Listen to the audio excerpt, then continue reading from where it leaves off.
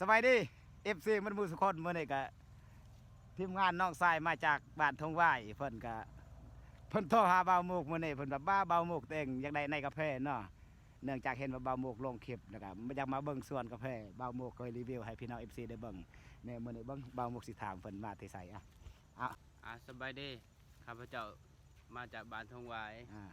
จุดประสงค์มื่อนี้จะได้อยากมาเบิ่งส่วนบ่เนี่ยจุดประสงค์นี่อยากมาเบิ่งสวนแน่แล้วก็อยากได้ในกาแฟแน่เพื่อเป็นนั่นแนวทางอยากเฮ็ดนำคือเพิ่นนั่นแหละเบิ่งสวนเพิ่นคือว่างาม ส่วนเพิ่น เลยอยากได้อ๋อกะหันแหละเพิ่นเห็นว่าน้อเพิ่นเคยเบิ่งคลิปเบาหมูกเพิ่นว่าแม่นบ่หมูกเพิ่นว่ามื้อนี้เพิ่นว่าไปนะหมูกไปเบิ่งสวนนำกันไปเขาว่าบ่ไกลดอกขี่รถมานี่แหละคือเบาหมูกเคยถ่ายเพิ่นก็ย่อว่างามบ่นี่งามงามเนาะคือว่างามเลยสิ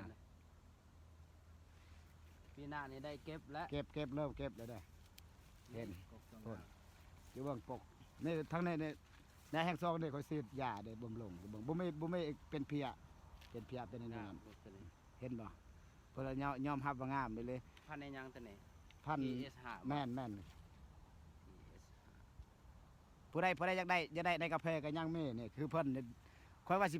ภาคน้ำสาขาเพิ่นบ่ว่าบ่มั่นใจจักว่าเบิ่งแบบอยากทอดบทเรียนแน่เนาะแม่นอยากรู้วิธีการปลูกและการดูแลนี่มื้อนี้บ่าวมุกสิแนะนำให้เพิ่นก็บ่แม่นบ้าน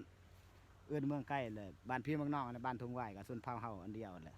เผาเนาะแม่นมื้อนี้เนี่ยเบิ่งรถเท่าใดอยากถามบ่าวมุกมื้อนี้นี่เด้นี่ต้องปลูกปีนี้นี่เดือน6ต้องปลูกต้องค่อยแซมแต่ก่อนมันตายเด้ออยากรู้ว่าปีหนึ่งนี่ใส่ปุ๋ยจักเถื่อหรือว่าจักเดือนจึงสิใส่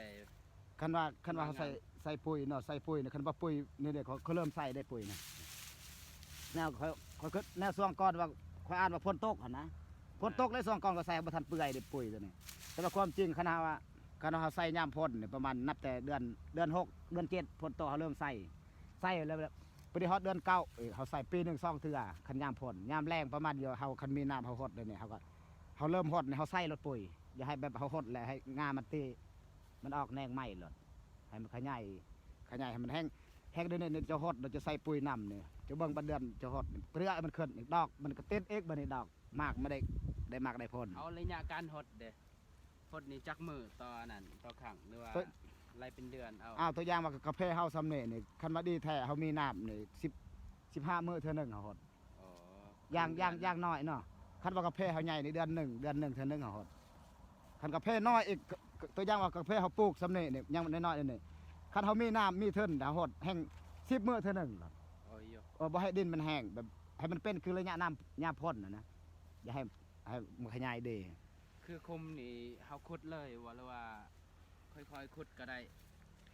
ความจริงขุดแต่ทำเอ็ดเลยบ่ทำเอ็ดเฮาก็ขุดเลย40 คูณ 40เนาะแต่ว่าบัดยามฝนตกคือดินเฮามันบ่เพียงเด้มันเซาะแล้วบัดยามแรงเนี่ยเฮาจะโคตรน้ำเฮาก็ขยายเฮาขวดคืนได้ให้เป็นคุมคันมันบ่มีคุมแล้วเฮาบัดยามเฮาโคตรเฮาใส่ปุ๋ยมันสิไล่ทั้งเอิ้นน่ะนะคันว่าดินเพียงเฮาก็ขุดคือกันบ่แม่นแต่ว่า